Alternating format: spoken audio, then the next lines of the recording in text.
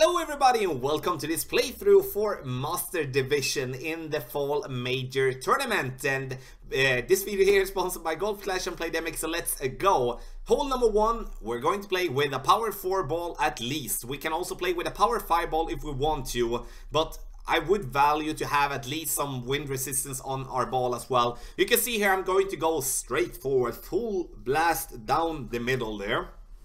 Adjusting 20% extra due to the downhill that we're going to play it in. There is players out there that is trying to find a very decent approach to get to the green in one. There isn't a shot that I do believe is worth showing as, okay, this one's the way we're going to play big time. But if we come to that, I'm definitely going to show you either on the live stream or so, because then of course I'm going to play that shot myself.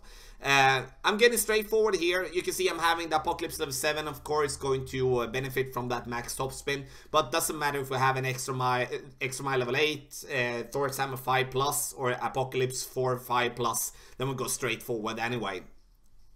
You can see here our opponent is going to play with a Titan ball, and it's going to work the same.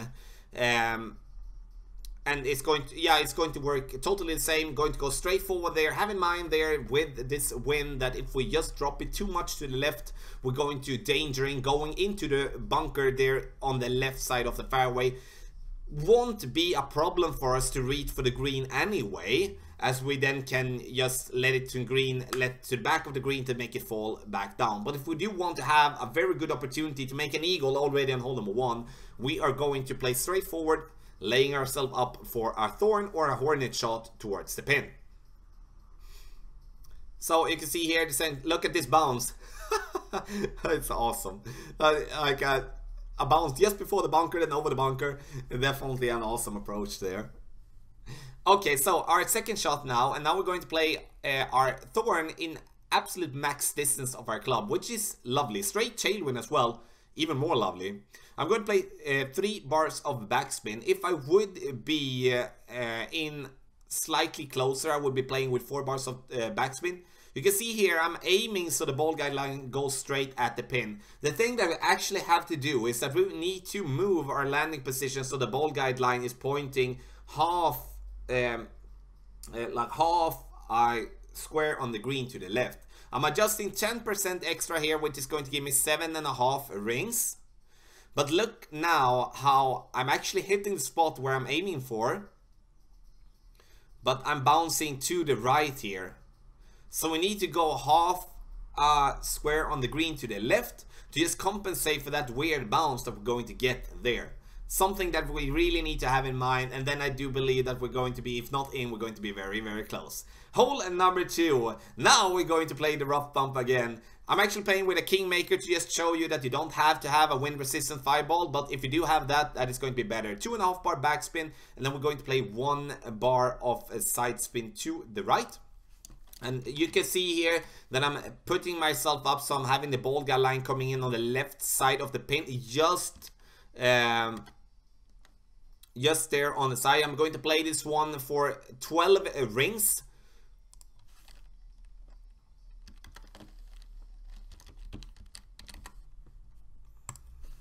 I'm hitting perfect, and 12 rings is going to be with 30% extra. An easy reference to go with is that we're going to play this one as for... So we're going to play that shot for being 0.85 per ring, and that is going to give us a very good way to play. And as we're going to play this so massively downhill, that's so important to play that so much. An easy way to reference as well is that we do to the wind, we do add around 1.5 miles per hour and playing it 1-on-1, which is going to be a way as well. So you can see I'm making a hole in one there. It's definitely going to be awesome, and something that we're going to benefit from big time. Have in mind when we're playing there with the Kingmaker, 2.5 bar backspin. If we would be having like a wind resistant 5 ball or something like that, then I would go with a little bit more backspin. I would be going with 3 bars of backspin instead of instead of 2.5 if I would be having a ball with more wind resistance, as the ball is not going to be affected that much. So now I'm going to play this one for being in max distance of my club. I'm going to adjust my numbers and I'm going to pull myself up to max. But something that I do need to be really aware with is that I'm not going to pull myself down to the very max as I did now. Look how close I were to get that first shot in the rough, and then that is going to mess up everything there. So I'm going to use, as you can see, we're at plus 16 yards with a power 3 ball. I'm going to adjust my numbers. I'm going to put it up and be in plus 8 yards on my club. Max topspin, as much side spin to the right as possible to gain as much distance right as possible.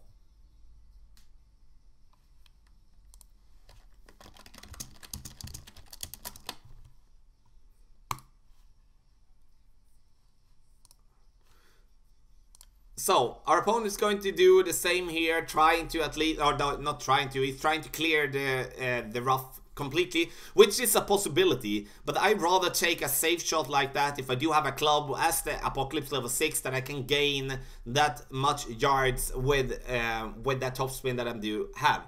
Max backspin with the Saturn now. And I'm not going to use any side spin whatsoever. I'm going to aim, so I'm going to be straight at the pin. If we take a look at the ball guideline, there is that the ball is going to slightly be bounced to the left. And the only thing that I do miss here is that we do forget to compensate properly for the tailwind. So we need to compensate to go with 1.5 squares on the green before the pin. Otherwise we're going to be having a problem there that we're going to come too hot and the backspin is not going to be enough to make it stop in time. I'm not adding anything for elevation for this shot, not for the first shot either. Look at this one, coming in very, very close. But as you see, we do forget to adjust for to compensate the screen, like the green squares there properly. Hole number 4 now, and now I'm going to show you an approach that is going to be not weird, but it's going to be a different approach than you would see us playing. I'm going to play rocket. I would suggest that we do play the rocket approach if we do have with a win 5 ball, but not with a win 5 ball with a power 0 ball. I would suggest that we do play with a win 5 ball combined with a power 1 or power 2 ball if we can. And then the, what is that called? The feather one. The turkey ball. The turkey ball, it's going to be, in my opinion, the best ball to play this shot with. We can play this one with a kingmaker as well. We don't have to play with a wind resistant ball. As you can see, my opponent's going with a little bit too much curl in my opinion there. But coming in nicely there as he's moving, having a landing position a little bit more to the right. Now I'm going to find that landing position where that we're looking for. I'm playing with a spider ball, which is a power 1 ball with side spin 2 and wind resistance 4. I'm going to go max backspin on my club, even though it doesn't look like that now. But I'm going to go max backspin, as I do think that is going to be easier to play with as an approach.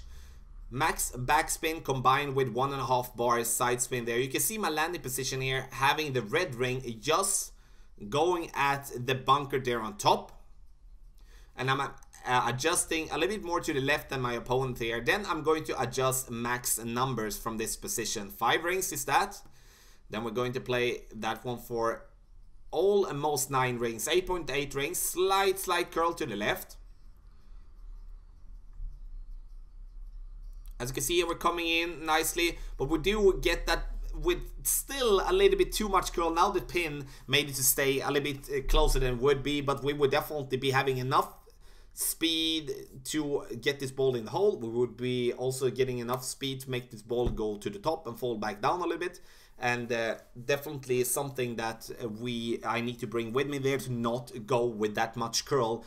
Go with the curl dependent on what type of angle of the wind that we're going to have.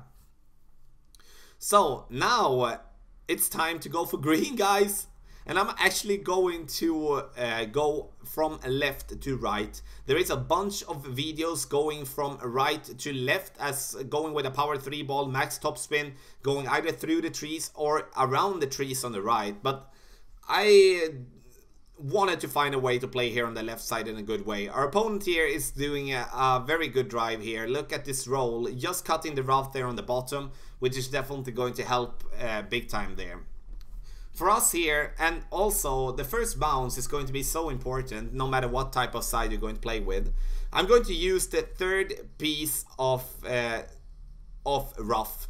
As you see, you have a cutoff by the rough to from the first piece of rough to the second, then to the third, and that is where I'm going to put my line. I'm either going to play with the Berserker Ball if I do have a wind that is going to be above 15. If I'm going to have below 15, I'm going to play with a Power 5 Ball, with as the Ghost Ball, or going with a Snow Globe Ball. Going with the ball just outside the ring to the right there, 1 bar of backspin. Look, just reaching over here, and the only thing I would change here really is that it would be going with 1 bar of topspin instead of 1 bar of backspin. If we would be having more than 15 in wind, let's say we would be having like 16 or maybe 17, then we need to play with a little bit more backspin. If I have wind that is going to be above 17, I would go with 3 to 4 bars of backspin to bounce that one on the fairway, to get it down there, either to roll in the rough or to just bounce directly onto the green to land it there. And again, this is the way to play on the left side. If you play on the right side, then we need to of course rely on that we're going to get the roll down there, which is going to be highly possible.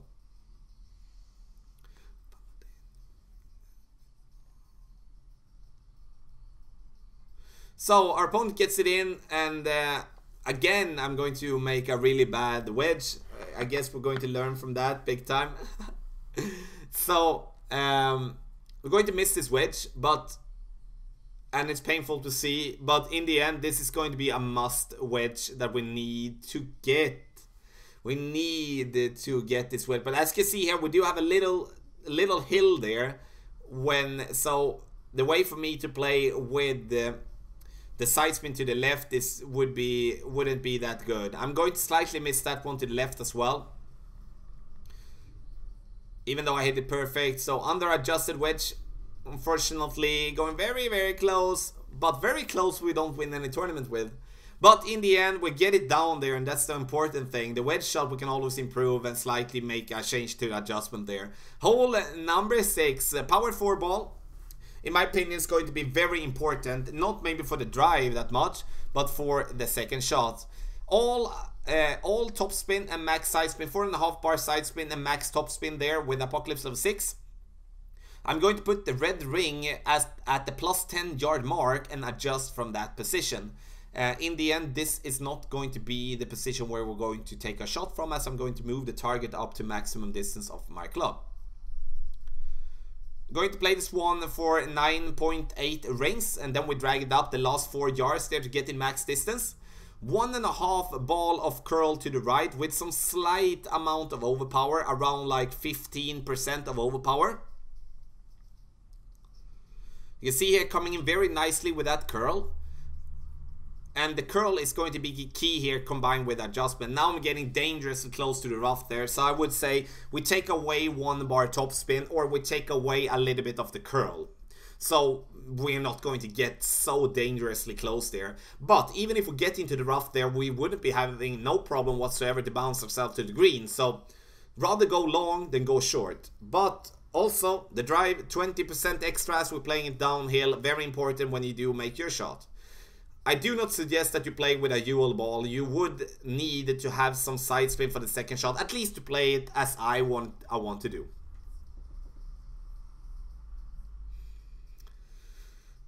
So I don't really understand this type of approach, to be honest. I guess our opponent is trying to do a double bounce over the rough there to go over to the second platform. And sure, if the angle is more towards crosswind, it's going to be possible with a double bounce to do that, but we risk so much, in my opinion, doing that. So now I'm going to put myself here, so I'm having the red ring just by the edge of the rough, max side spin, 1 bar of top spin. And if you do have the, let's say a KMX, a Kingmaker X for an example, then we could in that case play with max side spin. I do want to have, so I can see the ball guideline there. And now I'm going to play this one as I would be in between I'm going to play it as I would be in medium distance of my club.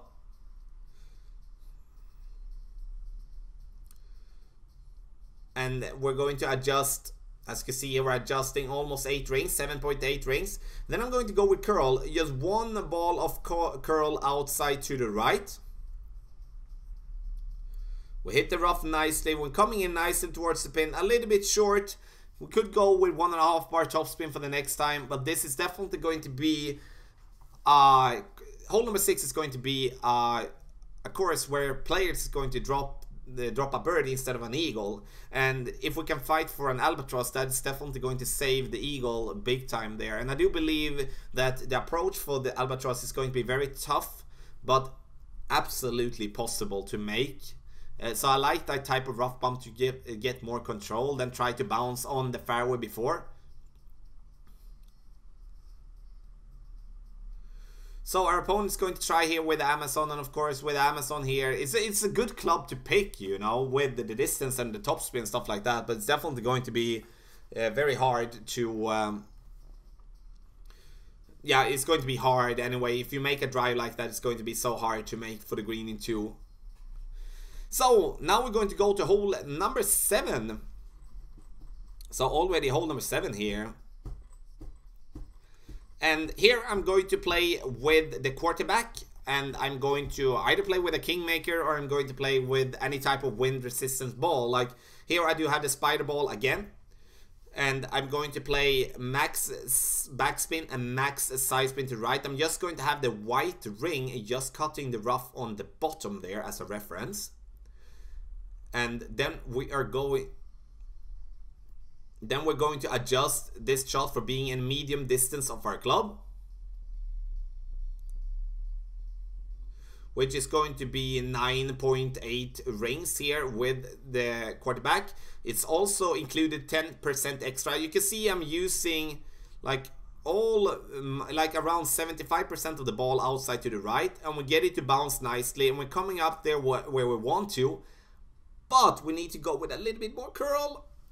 But we're getting it very, very close. And that's the trick with this one, that we need to get there to the top right to make the ball fall back down. With a little bit more curl, we're going to be very much okay with that shot. And sure, it's a little bit luck of the bounce there if we do get this ball in the hole or not. But it's definitely going to be a possibility for us to make that hole-in-one.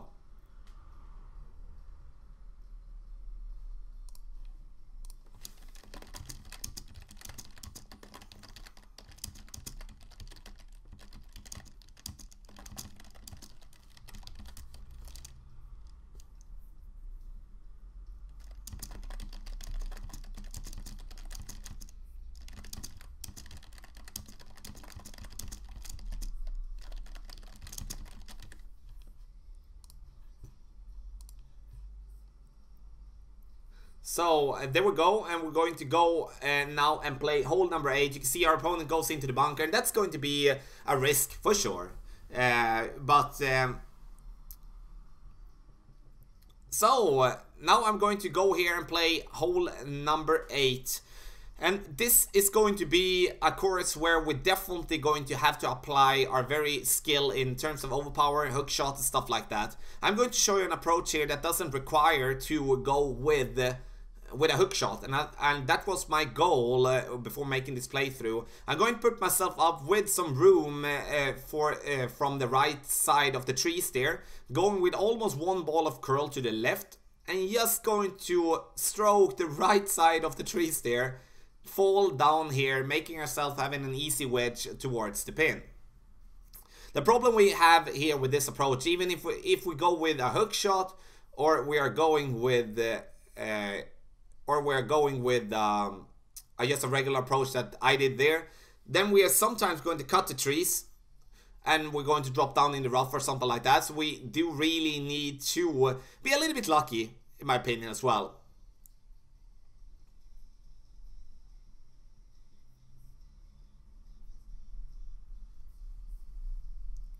Saker som alla.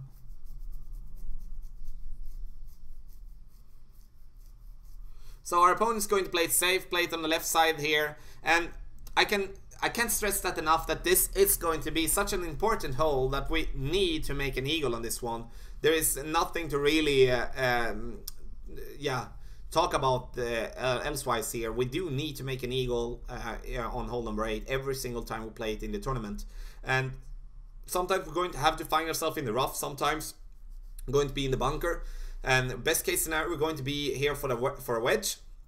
And then if we have a wedge, this is a must. But from the bunker and from the sand, we need to really make that shot perfect.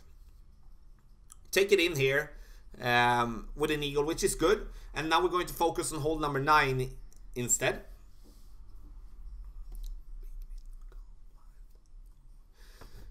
So, and it's definitely going to be better for you to go, like even if you land in the rough or in the sand on the other side, like down from the hill, then that is going to be so much better than you're going to have an approach from higher distance, having those 30% extra to adjust for.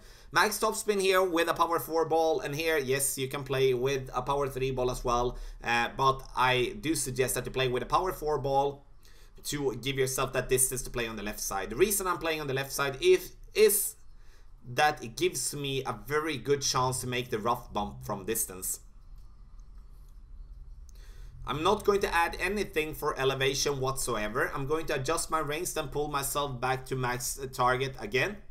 We hit it perfect here, and this one is going to go long. And of course, the Apocalypse level 7 is going to give me a lot of distance here. But I would definitely be possible to make this shot with a lower level Apocalypse with less topspin here. But that's why I can't stress that enough, that the power 4 ball is going to be so much better than a power 3 ball. So we actually can reach for the rough bump.